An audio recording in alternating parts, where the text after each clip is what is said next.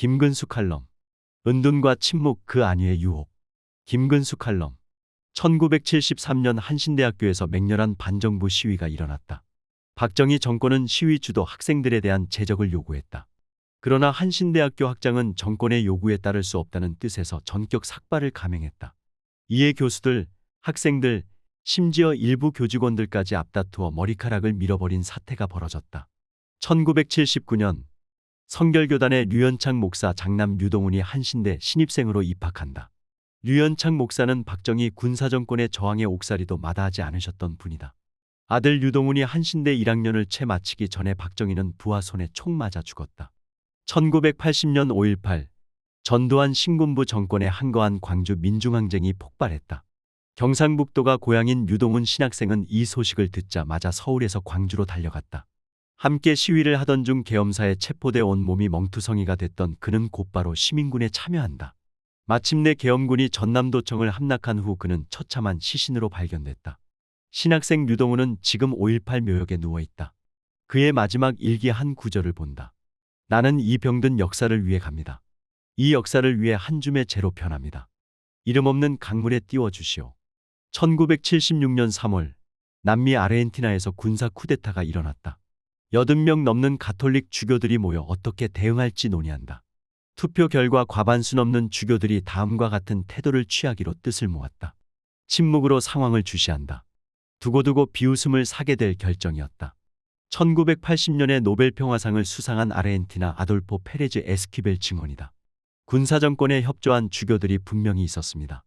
80명 넘는 주교 가운데 인권운동에 협조한 주교들은 겨우 서너 명뿐이었어요.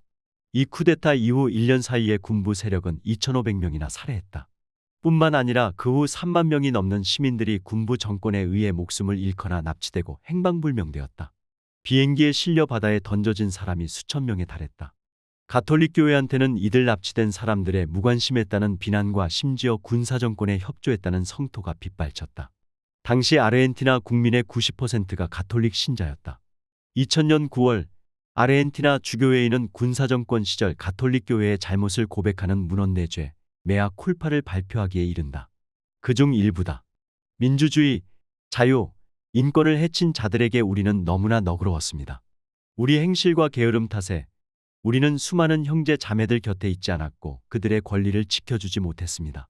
역사의 주인이신 하느님이시여, 우리 회개를 받아주시고 우리 백성의 상처를 고쳐주시기를 간청합니다. 오 아버지시여, 우리는 당신 앞에서 이 슬픈 일들을 기억해야 합니다. 책임 있는 사람들의 침묵을 용서해 주십시오. 당신의 많은 자녀들이 정치적 충돌, 자유말살, 고문과 감시, 정치적 박해와 사상 강요에 참여한 것에 대해 용서를 구합니다. 1985년 5.3항쟁을 기억하며 6월 5일 인천 주안일동 성당에서 열린 월요시국기도회에서 천주교 정의구현전국사재단이 발표한 선언문은 사람이 사람에게 이럴 수도 있는가 하는 개탄이 그칠 날이 없다는 탄식으로 시작한다. 국가를 사유물로 여기는 그들과 너도 나도 고루 잘 사는 대동세상을 바라는 보통 사람들이 지금 일대 격돌을 벌이고 있다. 저들은 나라를 팔아서라도 촛불 이전으로 돌아가고 말겠다는 뜻을 분명히 밝혔다. 마을을 습격한 맹수를 제압하는 위험한 일은 이성을 가진 사람들의 몫이고 사람들의 이성을 회복시킬 책임은 누구보다 세상의 빛과 소금으로 살기로 서원한 그리스도인들에게 있다. 실망하고 비관하며 관망하는 태도로는 위기를 돌파할 수도 복음의 원수를 몰아낼 수도 없다. 깨어 기도하며 사방을 살피자. 우리 곁에 가장 가난한 자, 고통받는 자 가운데 하느님이 계신다.